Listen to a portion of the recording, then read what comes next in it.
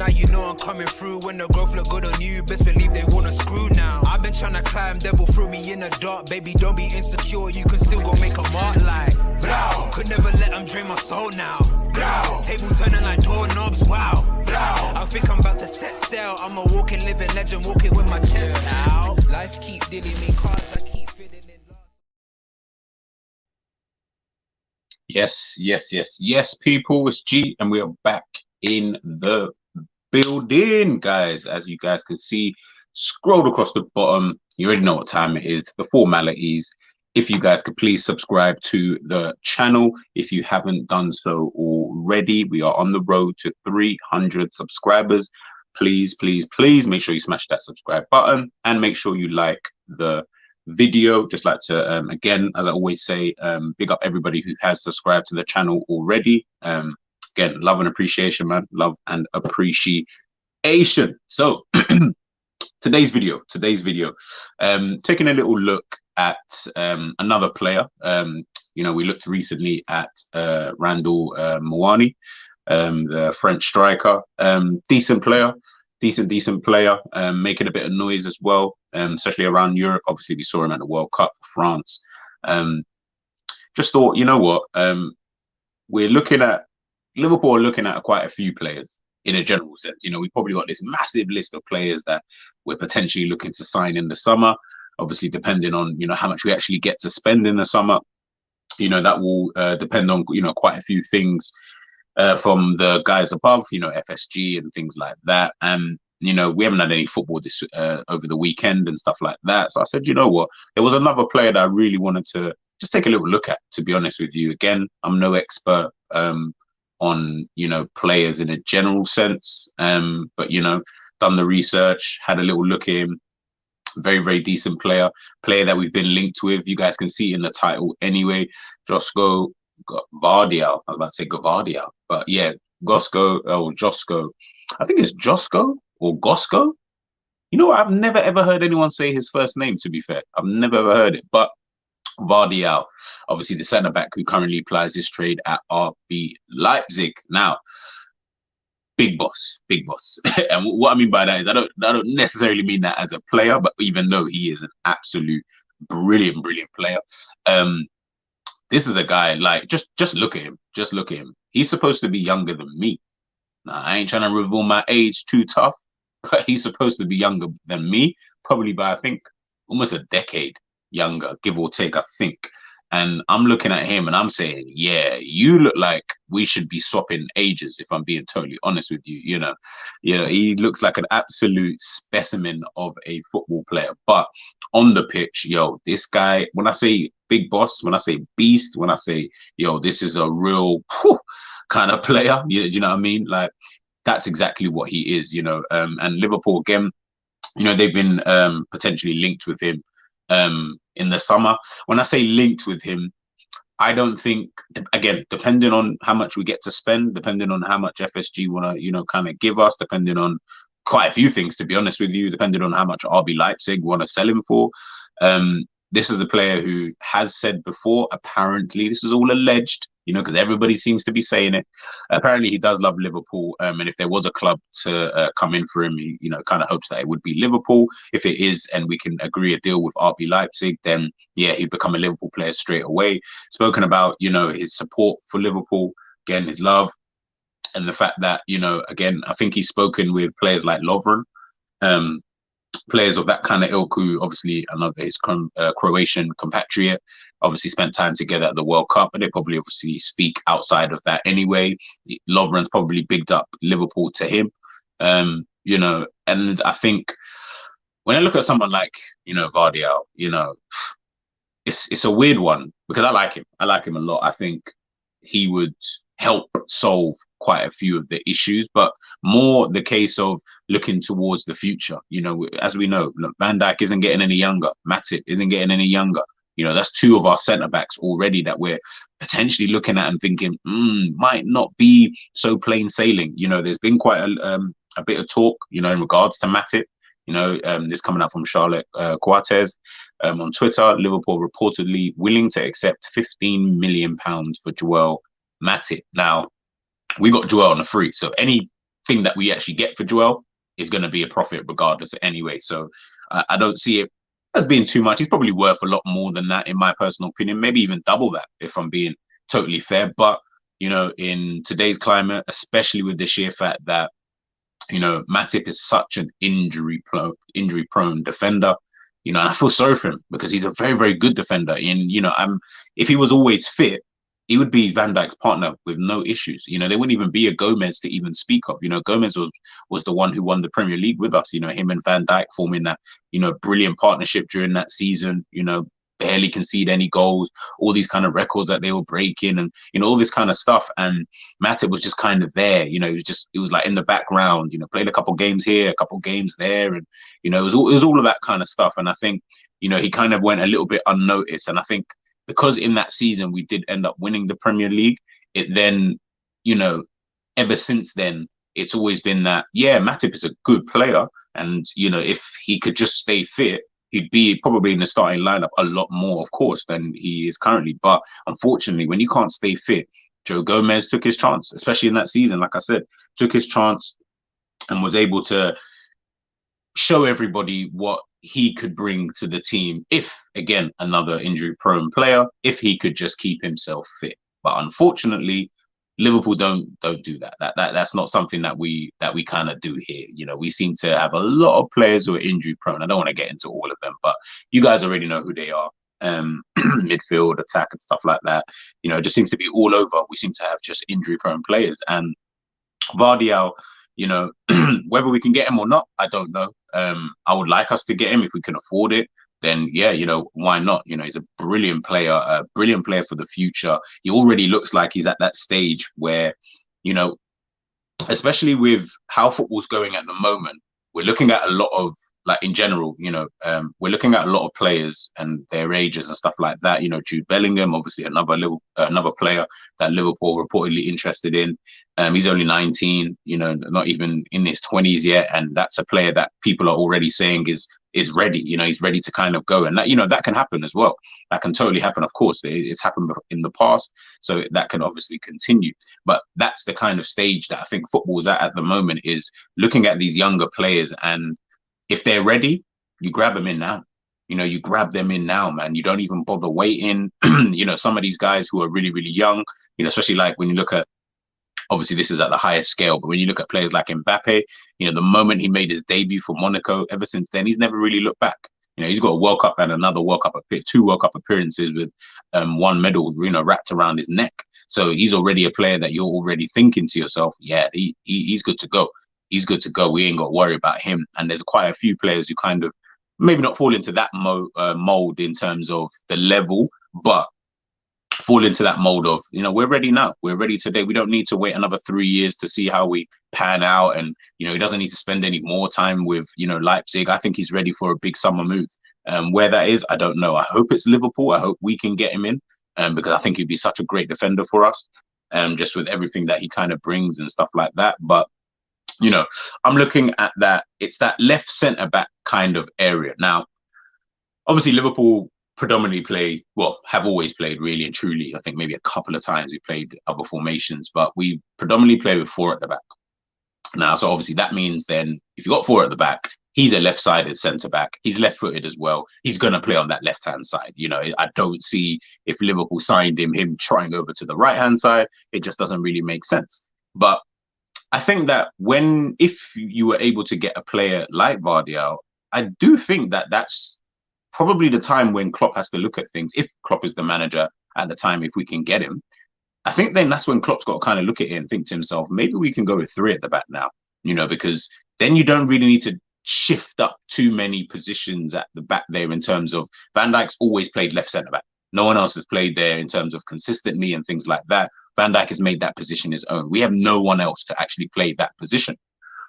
So I do genuinely believe that we do need to start looking, further forward. And it's not even just him, because the reality is, if, for example, you do play 2 at the back, or 2 centre backs, back there, you're going to still need someone to be able to replace that, who can do not necessarily an equal job, but just equally comfortable there, and I don't feel that we've actually got that at the moment when everyone is actually fit. I don't see that at all. If Van Dijk's now, obviously Van Dijk's been injured. I don't trust a Matip or a Konate or a Gomez. I don't trust any of them, Nat Phillips, any of them in that position, because what they then bring to the team is it changes up way too much. And I've said this before, just before we dive into Gvardiol and his stats, I've said this before. It's not necessarily about the level of the player, so to speak, that you're replacing. But at the same time, it kind of is. But it's not even really the level. It's the sheer fact that if you're going to replace, say, a Van Dijk, for example, I'm not asking you to bring in another Van Dijk. Of course, there's only going to be one Van Dijk. What I'm asking, though, is that you can bring in a player who could do similar jobs. If you need someone to, like Van Dijk, he's someone cool, calm, and collective back there. That's not really too much of a fuss to me. It's more things like he's the one that plays the long balls up to the forward line and things like that. He's the one that drops deep and allows the other defender to kind of do the defending. I need someone who can do that. Again, I'm not asking for them to be at the same level as Van Dijk. That would be amazing if we could find someone like that who doesn't mind sitting on the bench. But if we're being realistic, you're not going to find that, in all attributes that Van Dijk has. You're not going to find that in another defender. He's quite unique in that sense. Hence the reason why he's one of the best centre-backs, to ever grace the Premier League. But when I'm thinking about the other attributes, the things that really make Liverpool tick, I think that that's something that we do definitely, need to look at. And I think Gvardiol, he's on the list full of, other centre backs I feel who could potentially play on that left hand side. Bastoni of Inter Milan, he's another one that I've had a little look at and things like that. But Gvardiol for me is the one that, if you're serious, you got the money to get this kind of guy, you get him, man. You just have to get him. He can play centre back. He can play on that right hand side, but he is left footed, so he's going to feel a lot more comfortable playing, on the left hand side. He can play left back as well, which is really, really good because, in instances where maybe we want to really shut up shop, for example, maybe Robbo might be carrying a bit of an injury, you can slot him in at left back, put Van Dijk, Konate in the middle, and then obviously Trent out on the right. I still think you'd get maybe not as well, I think you'd still actually get the same amount of energy that you do. But I think you'll get a lot more technical ability from someone like a Gvardiol as opposed to a Robertson. I don't think Robertson's really that good technically. He's good at all the kind of like other stuff in terms of being a defender. And I think Gvardiol is equally as good as well. But Gvardiol's got a bit more technique for me anyway, personally. He's not going to come up with the assist. You're not going to see, well, maybe if he moves to a different team, but, in his current stats and things like that, you're not necessarily going to see the same amount of assists and goals, or Robert doesn't even score, but you're not going to see the same amount of assists that you do from a Robertson. But then again, that's because of the way that we play. I don't think anybody foresaw Liverpool's fullbacks being so, instrumental to, the success that Liverpool have had under Jurgen Klopp. I think that's just come about, again, through playing style and things like that. So maybe if you put someone else in there, would that work? Again, I'm not trying to oust, someone like Robertson. I'm more than happy for Robbo to obviously be there, but again, Gvardiol is younger, so that then gives us the option again on that left hand side where you're kind of covered. So if you do still feel that you want to get in another centre back, there's more options in my personal opinion, and that's exactly what I feel Liverpool need to start doing. Excuse me. And I think that if we can start putting ourselves in these kind of situations where just not be so predictable. Now, obviously, the back line is quite important. It is a position whereby you do need to make sure that it is steady. You do need to make sure that you do have if it's going to be 4, then you've got to settle back 4. If it's going to be 3, you've got to settle back 3. Whatever it is, it does need to be stable. But what you also want is that kind of, okay, well, if such and such isn't performing everywhere on the pitch, Liverpool are fine. Don't worry about it. If such and such isn't performing, we can bring this guy in and he can do a good job. If we need to play a different formation in a different kind of game, we're playing against a team who, I don't know, might want to sit a little deeper, or we're playing against a Manchester City who are going to come out against us, we can swap it between a 3-5-2 and a 4-4-3. There's going to be, or 4-3-3, should I say, sorry. There's going to be different kind of options. And I just think that's what Liverpool have been lacking for years, we've been so lucky if you look at the successful seasons that Klopp has actually had, there's not been really much rotation. The only time really we see the rotation, I guess, was last season in the cup games. But then as soon as we got to like the semi-finals or anything like that, boom, it was straight first team. Straight back to the first team. All the first team guys came back because obviously you just can't really trust your rotation players in these kind of games, and that's because they're just not good enough, unfortunately. And whatever that means is whatever that means. At the end of the day, because God forbid, then you pick up an injury, which Liverpool are going to do regardless. It causes problems. Champions League final, you look at that one, you see your players like, this is obviously in the midfield, Thiago not being fit. Why don't we have a replacement in there? Why don't we have someone who can do another job in there potentially? But not even just, again, doesn't have to be the exact same job that first team player is doing, but a job in there. And we don't seem to have that. And I think that will continue being our hindrance, because I don't believe that we can rest on our laurels in terms of hoping that we can just go another season, everybody's fit, everybody's fine, good to go, blah, blah, blah. We've got way too many injury-prone players. We've got way too many players, key players at that, who are picking up, little injuries here and there. Even Konate, I don't even really trust, someone like a Konate these days. So it's a bit of a tricky one. But, let's get into Gvardiol anyway. Taking a little look at his heat map. Again, like I said, left-sided centre-back, can play obviously down that left-hand side, plays in a back three currently for RB Leipzig. Playing pretty well there, to be honest with you, this season. Obviously, coming off the back of a very good World Cup for Croatia, where they finished third, beating Morocco, I believe it was, in the third round playoff. And you can see here, these are the kind of, areas, these are the kind of positions that a Van Dijk would be taking up. Maybe not as high, and again, due to the fact that they do play, a three at the back there, so it probably does allow for him to push forward a bit more as a wide centre back. But again, that whole left-hand side, that's exactly what, I feel that we're just missing. We're just missing. Hence the reason why, I would love us, to switch to, a 3-5-2 anyway. But, I'm realistic. I under Klopp, unless he signs in another centre-back or something like that to play alongside, Van Dijk and Konate. But, Konate, you can't really trust him with his injuries. It's too much. It's too much, man. But, taking a little look here anyway. So I had a little look at the stats and stuff like that, for Gvardiol and Van Dijk, just to see, a little bit how they compare and things like that. So we got here, like, this is mostly like the passing stats and stuff like that. Van Dijk, brilliant pass with the ball. Passing accuracy is quite similar, though. It is very, very similar. Gvardiol is just a little bit lower. And this is a player, again, who does play in a bit of a, higher position than a Van Dijk, but Van Dijk is pretty clean with his passes. He's completed 1,173. He's attempted 1,317. Gvardiol's only attempted 1,048. Completed 933. He's got less unsuccessful passes. Van Dijk does do just a little bit more. Nine more completed attempted long passes. Success rate at 77, whereas Gvardiol is 64. And if you look, obviously, their passing accuracy, again, Gvardiol's not too far off. And this is obviously like our best passer behind probably a Trent. In terms of the centre-backs, this is our best passer of the ball in Van Dijk. And Gvardiol's, again, not too far off. Plays more forward passes.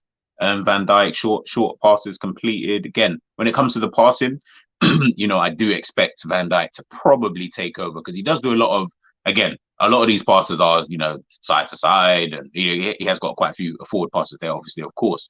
I didn't put up the sideways passing, but he has got quite a few of those, little passes back to the goalkeeper, little things like that. But it was the duels contested, which I found quite funny as well. Obviously, Gvardiol's only outdone him by 2. 9 tackles made to Van Dijk's 10. But it's always funny when I see, defenders out-duel Van Dijk, because I always think to myself, Van Dijk's he's not really someone who gets into those little niggly battles, with the forwards and stuff like that. It's probably only really been this season where he's been under real pressure, from the forward lines of other teams, where you're probably seeing this being a lot more than it probably would be at this stage in any other season.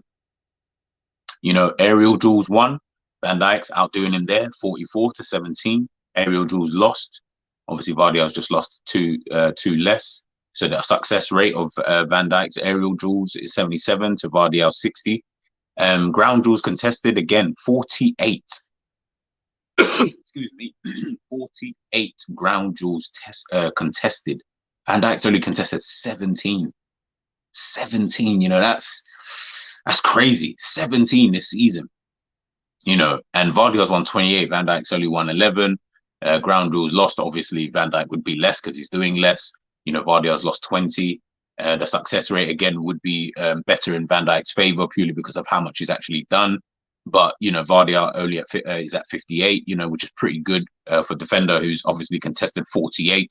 To have that kind of success rate is pretty good, man. And taking a little look here at his stats up against Joe Gomez this season, well, when it comes to long passes, accuracy, forward passes, sideways passes, passes completed, passes attempted, he outdoes Joe Gomez, straight off the rip. And this is why I say, looking at someone like a Gvardiol, he'd, for me, be a better option. If you're going to play two at the back anyway, I think him and Van Dijk would complement each other pretty well. But again, this is where I say maybe three at the back with Konate out there on the wide right as a centre-back, Van Dijk in the middle, Gvardiol out there on the left. Or you could even have Van Dijk, if you really want to do it that way, you could have Van Dijk out there on the left-hand side with Gvardiol in the middle. I can see that potentially working as well. And I can see something like that is something that I feel like Klopp would probably, do this season. He's played quite a few games. Well, he's played all of his games this season. Let's just remove that. Played 24 matches this season for RB Leipzig, all at centre-back this season. So he's not really even playing on that, left-back, left wing-back role, really. And you can tell by the sheer fact that he's been able to, you can see on the, the heat map. You can see on the heat map, look at his positioning. All of that down that left. Obviously, of course, most of it's going to be down the centre. But look, he's got quite a lot there in that, wide left position.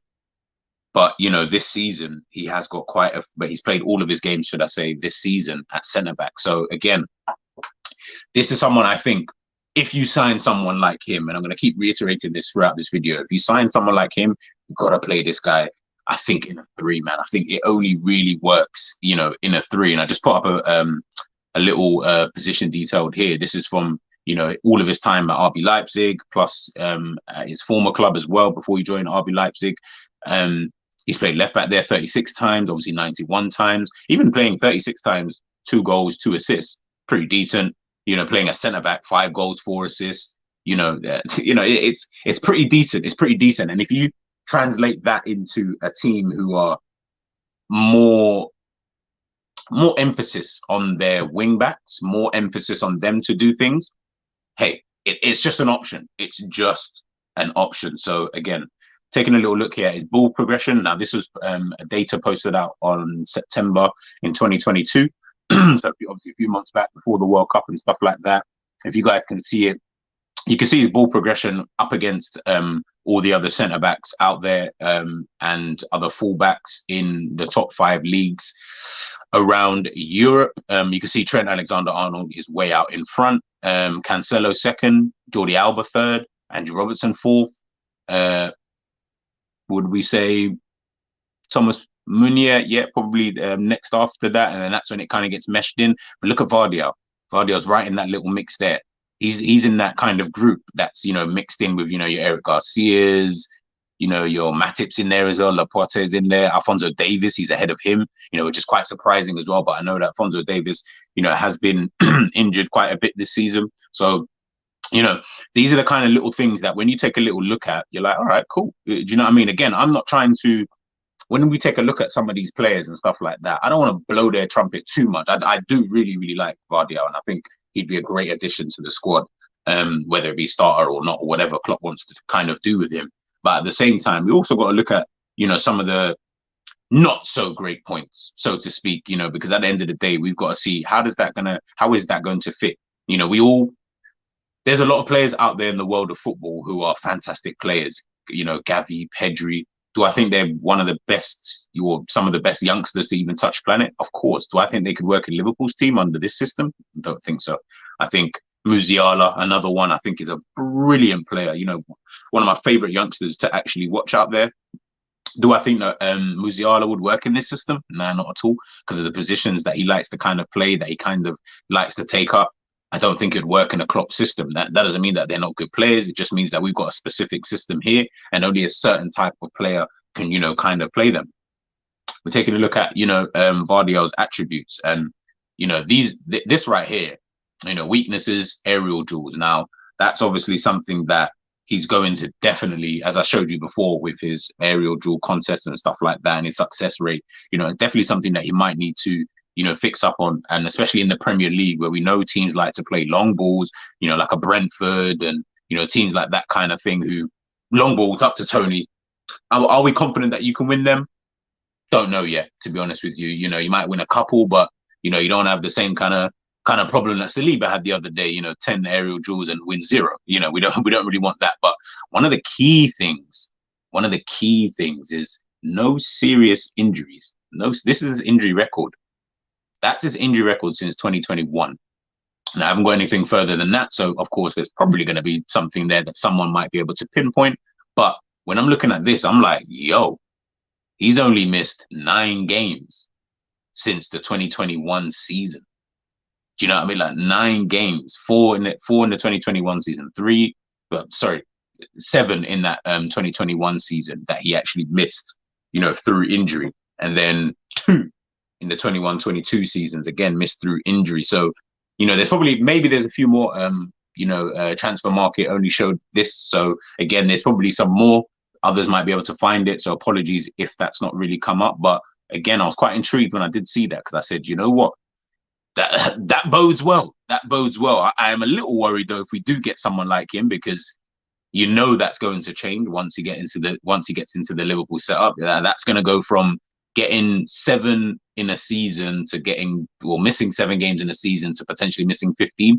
I don't know, but again, that was a muscle injury. Hasn't had any real issues since then.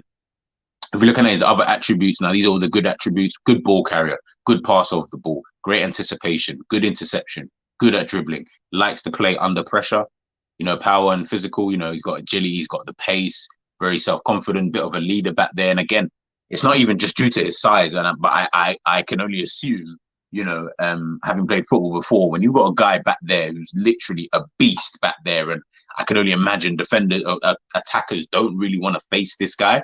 Just sometimes it's almost that Van Dijk thing of the aura kind of thing, and Van Dijk's a bit of he is a specimen himself. So, when Van Dijk was playing, some of his best football that he's ever played, a few seasons back, it was that aura, and people laugh about it now because they say, the aura's gone and, all of these kind of things. But when I think about it, sometimes I do sit there and think to myself, you know what, that aura was real, that aura was totally real, man. We can't even excuse that, to be honest with you, because that was something that, teams just couldn't seem to get away. I think even Troy Deeney made little jokes about it. He smells nice, and, he's strong, he's fast, he's quick. He obviously got long legs, so he can, cover the ground like pretty fast. But I've seen him up against Mbappe, stride for stride. He's got him there, So this is, again, Gvardiol, big time player at this current moment in time. Got himself a medal with Croatia at this current moment in time. I think Gvardiol is going to be someone who, wherever he goes, whatever he does, he's going to have a bright future. I think it played in the right system. I mean, I know there was links with Chelsea, because obviously they've got Nkunku, and I think they were trying to get Gvardiol as well. Whether they can get him, I don't know. But if they do get him, that's going to be a bit of a tricky one. Gvardiol, Badiashile, with Thiago Silva plotted in the middle of the two of them. Tricky one, man. Tricky one. This is a little still. These are the kind of positions that Gvardiol does like to take up. As you can see there's obviously a triangle in order for him to get the pass off to the guy who's free in the middle. That striker, or that attacker, should I say, or midfielder, very, very clever. You can see the triangle there, and it's funny because the triangle is with the opposition. But look where the pass is going to go, straight into feet. Boom, they're on the attack. Long passes. Again, I think that he's got that in his locker. So he's definitely someone who, if we need to play those kind of long balls, and this kind of still here, this is actually a still that I really wanted to take a little look at before we kind of head out, is. So usually when we're in this position, this ball here, as you can see, Gvardiol's obviously highlighted with the ball. Usually that's either going to be Robertson with the ball, with the 2 centre-backs, obviously there, and then obviously whoever that guy is on the far right, he'll be Trent Alexander-Arnold, for example.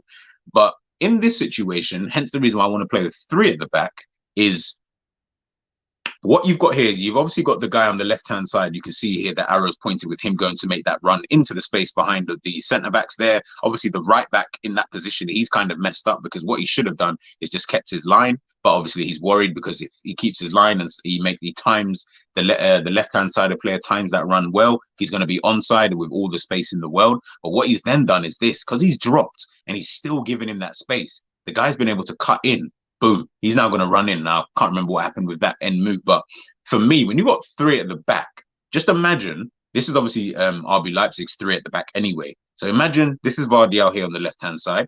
The guy in the middle, just imagine that would be Van Dijk. And then the guy on the far right, that would be Konate, for example. And then obviously you've still got Trent pushed up. And I think that leaves us quite stable, just in case, as an example, let's say he can't get that pass off. Let's say he doesn't get the right connection. Just anything might happen, of course. Let's say he doesn't get it. They're on the attack now. Even if Gvardiol is out of position, for example, and that ball gets played to the guy that's trying to close him down now, we've still got the two centre-backs who can cover around. Now, obviously, that then means Trent's going to need to get his skates on, but I just think that we'd be a lot more stable. Usually in this position, what we would have is, if that was Van Dijk playing that ball, which we have seen him do quite a few times, playing that ball with Robbo probably potentially doing that run, the problem is you've now only got Gvardiol doing that ball, but then you've got the centre-back who is there in this shot here. That would be the other centre-back, and then the guy on the far right would be our right-back. So then we're kind of playing with I just don't feel like it's as stable as it's not. I just don't feel like it's going to be as stable in these kind of positions. I feel like we're always going to be a man short in this kind of position. Again, not all the time, but I have seen it quite a fair few times, obviously this season. But in a general sense, I do feel like I see it quite a lot where it's almost like we're almost a man down, give or take all the time. And I'm like, where is everybody? And sometimes you can't always just blame it on the midfield. It can't always just be a midfield issue. It can't always be, oh, yeah, the midfielder nowhere to be seen and stuff like that. Because sometimes it's just, we just don't actually have enough back there. And it does almost look like the opposition are playing with, 12 men, and we're playing with, 10 sometimes. So, again, this is all he say, she say. This is all just opinionated and stuff like that. Let me know in the comments what you guys even think in regards to someone like a Gvardiol. Do you think that that's a signing that we should make? Do you think that, he would improve us if he does come in? Would you like for Jurgen Klopp to switch to a back three? Do you think it could work in a back four? If so, who gets dropped? Does that mean then Konate? If we do keep Joe Gomez, are they going to stay on the bench and be our kind of like backup players? I don't think Konate is going to really want to be sitting on the bench. That's my kind of inkling. I don't think he minds it as much, kind of thing, because I think he knows, I'm going to get games here and there and that, kind of stuff. But I do think that he's a player that needs to be playing right now. And I think if you can play in the back three there, then Liverpool will be sorted on the wide left and the wide right in centre-back positions. The only position then you would need to be worrying about is the actual central role in Van Dijk. And again, if Joe Gomez can pattern up, which I don't really know what's going to happen with him, kind of thing, even if he doesn't, then you go in and get another centre-back who can pattern up there in the middle of the two. And he knows he's always going to have cover. If the ball's on the right-hand side, he's got the cover. If the ball's on the left-hand side, he's got the cover. Got the cover again from your wing-backs as well. I just think it allows us to be a lot more stable, but also going forward in attacking transitions, I think it can work, man. I think it can work. But guys, look, that's my short little video. Excuse me for the coughing. Let me know what you guys think in regards to Gvardiol. Do you think it'll be a good signing if we were to get him? What's your formation if we do get someone like a Gvardiol? What would you like to see? Do you want to kind of keep it the same? Just let me know, guys, in the comments. I'm going to be doing a few more videos on a couple players that we've been linked with and stuff like that, between now and the end of the season. If there's any names that you guys think that we've been linked with that I should do a video on, let me know, man. Let me know in the comment section below. Please make sure you like the video on your way out. Please make sure you subscribe and hit that button if you haven't already. I'm G. You know what time it is, man. I'm out, man.